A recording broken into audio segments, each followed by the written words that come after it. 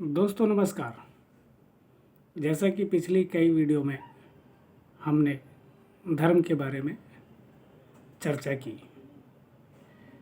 तो आप सोच रहे होंगे कि जब ये चैनल योर एस्ट्रो लाइफ के नाम से है तो फिर धर्म, योगा, आयुर्वेद इन सब की चर्चा क्यों। मैंने पहले भी ये बात स्पष्ट की है, क्योंकि ये सब ज्योतिष से बहुत गहरे जुड़ा हुआ है। एक तरह से देखा जाए तो ज्योतिष केवल समय का मार्गदर्शन है, उसमें उपाय नहीं है। उसमें बात तो समझी जा सकती है कि क्या हो रहा है, क्यों हो रहा है, कब हो रहा है, कैसे हो रहा है, उसकी वजह क्या है, हमारे पिछले जन्मों के कर्म कैसे हमारे सामने आ रहे हैं, कब क्या होने वाला है, हमें मोटा मोटा आइडिया लग जाता है। पर उसमें उपाय नहीं। उपाय तो धर्म, योगा, आयुर्वेद में ही है, विज्ञान में ही है। हेल्थ से प्रॉब्लम हो तो मेडिकल साइंस हमारी मदद करता है। इसी तरह से विज्ञान की और बहुत सारी चीज़ें भी हमारी मदद करती हैं। विज्ञान हमारे जीवन को आसान बनाता है। तो हम नज़रअंदाज तो किसी भी चीज़ को नहीं कर सकते, करना भी नहीं चाहिए। नॉलेज जितनी ज़्यादा हो, जिस संदर्भ में हो, उतना अच्छा है। फ़ायदा तभी होगा जब हम उसका सेंट्रलाइजेशन कर लेंगे। इसलिए ये चर्चा थोड़ी लंबी चल रही है। फिर भी आज हम कोशिश करेंगे कि धर्म किस तरह से हमें वो सारे लाभ देता है जो हमें ज्योतिष के उपायों में, अपने धर्म कर्म में, अपनी पूजा पाठ में हमें चाहिए होते हैं।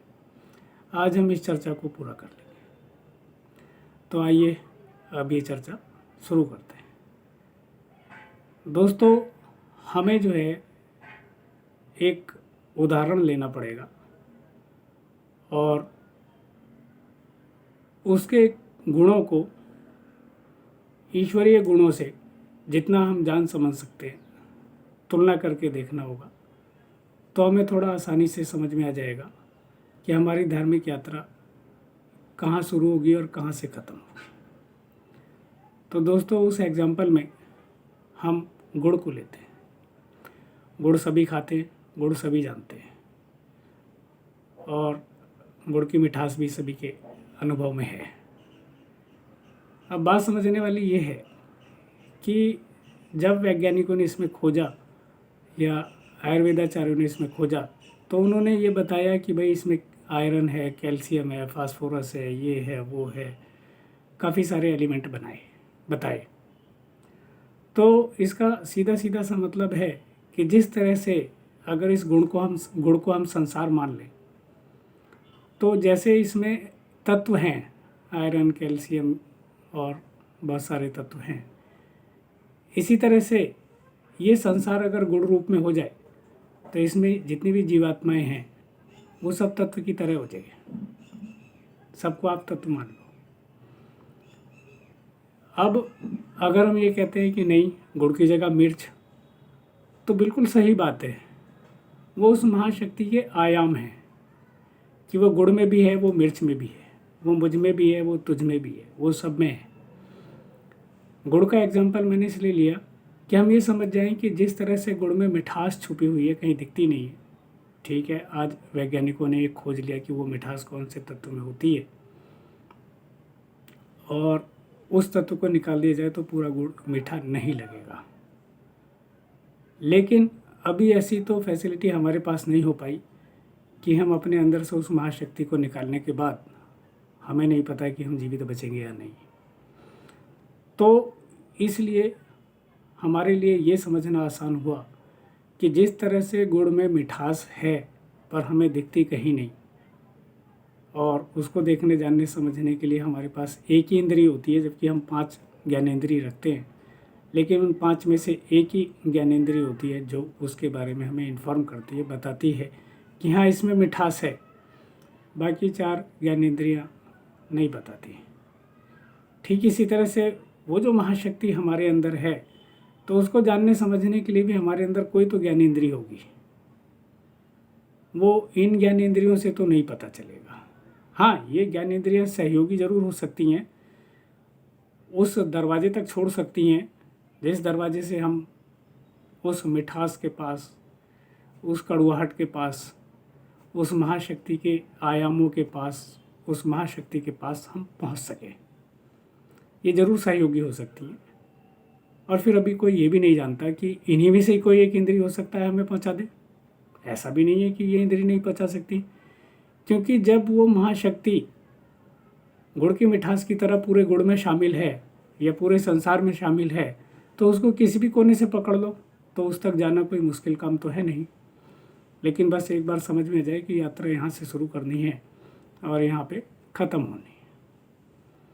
अब बात एक और समझने वाली है कि क्या ज़रूरी है कि हम उस मिठास को समझें जब हमारा सब कुछ संसार में ऐसे ही ठीक चल रहा है। ऐसा भी बहुत लोग सोचते हैं। अगर उनको जब सब कुछ ठीक चल रहा होता है तो ज़रा सी भक्ति बताओ तो कहते हैं नहीं अभी वो समय नहीं है, जब आएगा तब देख लेंगे, अभी इतनी ज़्यादा पूजा पाठ की ज़रूरत नहीं है। उन्हें ऐसा फील हो जाता है कि कहीं ऐसा ना हो कि हम ज़रूरत से ज़्यादा पूजा पाठ में फंसें। तो जिन लोगों को ज़रूरत से ज़्यादा पूजा पाठ करते हुए देख रहे हैं वही कितने सुखी हैं। तो इसलिए अभी जैसा चल रहा है बढ़िया चल रहा है, कोई दिक्कत नहीं है, तो इसलिए अभी रहने दो।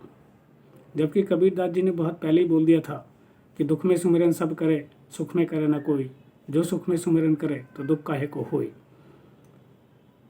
तो उन्होंने बहुत पहले बोल दिया था। तो इसलिए अब समझने वाली बात यह है कि हम इस धर्म की यात्रा को, अब या कह लो विज्ञान की यात्रा को, क्योंकि विज्ञान भी तो मिठास तक गया ना। तो जब विज्ञान मिठास तक जा रहा है तो हमें मिठास तक जाने में क्या प्रॉब्लम है। वो गुड़ की मिठास तक गया, हमें अपनी मिठास तक जाना चाहिए। जाना जरूरी तो है अगर हम ये चाहते हैं कि हम ज़्यादा से ज़्यादा होल्ड कर सकें। हम चाहते तो हैं कि ज़्यादा से ज़्यादा होल्ड कर सकें। तो क्या गुड़ के अंदर ये जो एलिमेंट हैं आयरन, कैल्शियम, फास्फोरस, इन्होंने पूरे गुड़ पे होल्ड कर रखा है? बिल्कुल नहीं। इसी तरह से हम अगर जीवात्माओं के रूप में हैं तो हम भी पूरे संसार पे होल्ड नहीं कर सकते। पर देखो मिठास तो पूरे गुड़ में आ जाती है। तो उस मिठास से जो कनेक्टेड होगा वो ज़्यादा से ज़्यादा होल्ड कर पाएगा ना, ज़्यादा से ज़्यादा मैनेज कर पाएगा ना। बड़ी सिंपल सी बात है ये, जो हमें समझनी चाहिए। तो जब हमारा इधर सब कुछ बिखरने लगता है, ख़त्म होने लगता है, हम नहीं संभाल पाते, हम परेशान हो जाते हैं, हम टॉर्चर हो जाते हैं, हमें लगता है कभी कुछ हो रहा है, कभी कुछ नहीं हो रहा है, हमारी कुछ समझ में नहीं आ रहा है, तब हमें उस यात्रा की ज़रूरत पड़ती है कि अगर हम सब जगह हो जाएं, ज़्यादा से ज़्यादा जगह हो जाएं, ज़्यादा से ज़्यादा नज़र रख सकें, ज़्यादा से ज़्यादा समझ पाएँ। आज नज़र रखने के लिए CCTV कैमरे रखे जाते हैं कि किसी तरह से तो पता चले, ज़्यादा लोगों पे नज़र रखी जा सके, ज़्यादा लोगों को समझा जा सके। बस यही धर्म की भी बात है। धर्म ये कहता है कि अगर आप मिठास से कनेक्टेड हो गए, अगर उस महाशक्ति से कनेक्टेड हो गए जो इस तरह से पूरे संसार में मिठास की तरह फैली हुई है, तो आपके लिए सब कुछ बड़ा आसान हो जाएगा। धर्म इसलिए ज़रूरी है। अब दूसरी बात ये समझने वाली है कि जैसा मैंने कहा कि धारणा बेसिक वो एक्ट है जो हमें इस यात्रा पर ले जाता है। अब बस ज़रा ये समझने वाली बात है कि क्यों धारणा क्यों ले जाता है। वो महाशक्ति एक एनर्जी के रूप में, एक शक्ति के रूप में काम कर रही है। मैं भी नाम ले रहा हूँ ना, महाशक्ति। विज्ञान भी कहता है महाशक्ति, फिर विज्ञान कहता है एनर्जी। तो एनर्जी एक माध्यम है, एक मीडियम है उसको पकड़ने का। जैसे हमारे यहाँ इलेक्ट्रिसिटी आती है, तो अगर हम उसे पकड़ना चाहें तो अभी तो हमारी नॉलेज में वैसे भी पता है, हमें पता है कि कहाँ पे इलेक्ट्रिक का बांध बना हुआ है, जैसे भाखड़ा नंगल बांध है या वैसे, ये सब कुछ हमें पता है तो हम वहाँ पहुँच सकते हैं। ना पता हो तो हमें तार के इशारे तो जाना पड़ेगा कि इसमें घुस के देखें, इसके साथ जाके देखें कि कहाँ से आ रही है। ठीक इसी तरह से अब जिसका हमें नहीं पता है तो उसको तो हमें ऐसे ही करना पड़ेगा। इसलिए हमारे यहाँ बड़े बड़े ऋषि मुनियों ने बड़े बड़े मंत्र खोजे, क्योंकि हमारी जो बोलने की शक्ति है ये एनर्जी है। इसमें एयर प्रेशर है, इसमें साउंड प्रेशर है, ये मोमेंट में है, ये एनर्जी है। जब हम इस पर बोलते बोलते कंसंट्रेट कर जाते हैं तो हमारा इस पर होल्ड हो जाता है, हमारी चेतना इस पर होल्ड कर लेती है। हम इसे कंट्रोल कर सकते हैं, हम इसे एज ए कन्वेंस यूज़ कर सकते हैं। हम समझ सकते हैं कि हमें ये जो हम बोल रहे हैं ये कहाँ से कनेक्टेड है, और हमें कहाँ तक ले जा सकता है, हम इसमें भावनाओं का असर डाल के इसे कहाँ तक ले जा सकते हैं, ये तब होता है। अब इसमें भी लोगों को डर लगता है कि कहीं कुछ उल्टा सीधा ना हो जाए।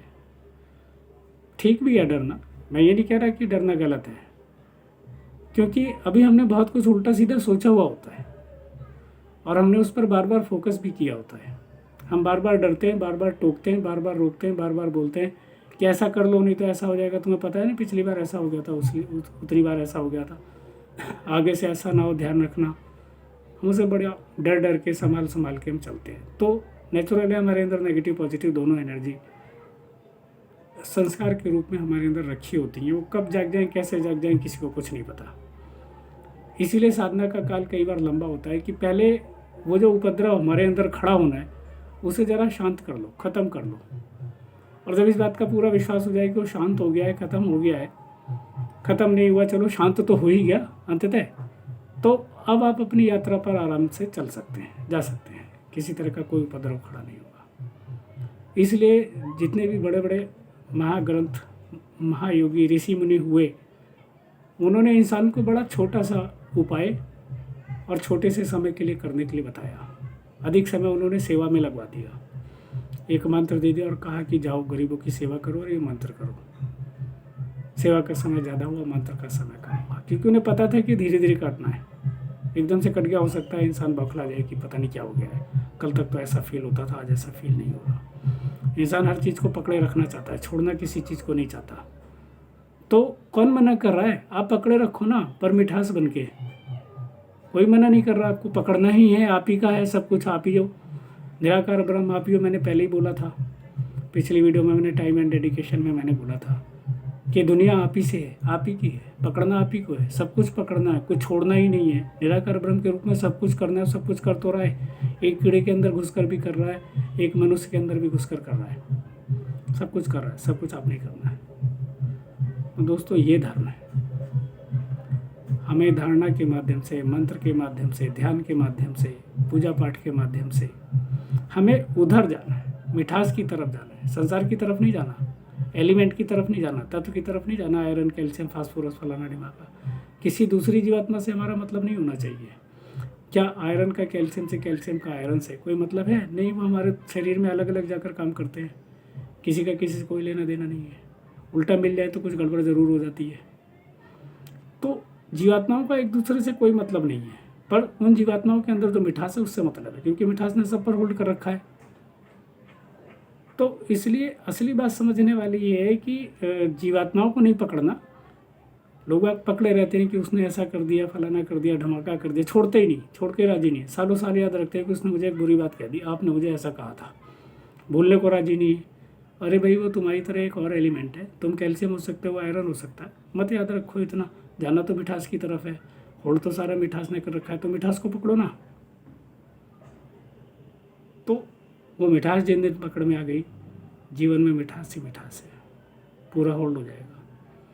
अब आप ऐसा मत कहने लगना कि नहीं, मिर्च को भी ले सकते थे एग्जाम्पल में, नींबू को भी ले सकते थे, और फिर ये क्या बात हुई धर्म के बात करने के लिए गुड़, मिर्च, नींबू, अचार, जैसा सब्जी मंडी खुल गई हो। नहीं, ऐसी कोई बात नहीं है। हम कुछ भी एग्जाम्पल ले सकते हैं, किसी भी चीज़ का एग्जाम्पल ले सकते हैं। जब वो मिठास की तरह पूरे संसार में छाया हुआ है और होते हुए भी नहीं है। अभी मेरे को कोई पर्सनैलिटी मिली, तो मेरे ही जानने वाले थे, तो उन्होंने विज्ञान की काफ़ी बड़ी बड़ी थ्योरी की बात की। तो मैंने उनसे एक ही बात पूछी, मैंने कहा कभी विज्ञान के बारे में ध्यान से सुनो, ध्यान से पढ़ो, ध्यान से समझो, तो उसमें लिखा हुआ है कि विज्ञान केवल एक ही बात की स्टडी करता है, जो है, क्योंकि वो प्राकृतिक विज्ञान है, प्राकृतिक है, प्रकृति है, मौजूद है, वो उसकी स्टडी कर रहा है। हाँ, ये बात हो सकती है कि वैज्ञानिकों के दिमाग में ये बात हो कि जो नहीं है हम है के माध्यम से उसे पकड़ लें, हो सकता है, मैं मना नहीं कर रहा, आज नहीं हुआ कल हो सकता है, पर अभी तो नहीं हुआ। हम अपने जीवन में बाकी सारी चीज़ों को अनुभव करते कि हमें पता नहीं है, पहले से अनजाने रास्ते पर जाने से डरते हैं। हर कोई डरता है। अभी आपका बच्चा कह दे कि मुझे कहीं जाना है, घूमने फिरने जाना है, घर की जवान लड़की कह दे कि मुझे घूमने फिरने जाना है, और आपके पास डाटा ना हो, अनजान रास्ता, अनजान जगह, अनजान लोग, क्या आप भेज दोगे? आप कहोगे नहीं हमारे अनुभव में होनी चाहिए, जगह हमारे अनुभव में होनी चाहिए, लोग हमारे अनुभव में होने चाहिए, जानने पहचानने वाले होने चाहिए, ऐसा होना चाहिए, वैसा होना चाहिए। यस, हम ये इतना ही समझते हैं। तो इसलिए क्या धर्म के मामले में हम ऐसा नहीं समझेंगे? विज्ञान अभी कोई रास्ता नहीं बता रहा है और कोई अभी कोई रास्ता नहीं बता रहा है। धर्म का रास्ता जाना देखा भाला समझा हुआ है, तो इस पे चलो ना, क्या दिक्कत है? कोई और रास्ता है तो आओ बताओ, मुझे भी बताओ, खुद भी करो, मैं भी करूँगा, हम सब मिलकर जीवन में तरक्की करेंगे, कोई दिक्कत नहीं है। और वरना फिर इसे अपना लो, ज़्यादा अच्छा है। जब तक वो आएगा तब तक आएगा, देखेंगे। दोस्तों ये धर्म है, इसलिए हमें इसको गहरे समझना चाहिए। अब मैं समझता हूँ कि हमारी धर्म की चर्चा पूरी हुई। अब हम आगे ज्योतिषीय चर्चाओं में भाग लेंगे। धन्यवाद।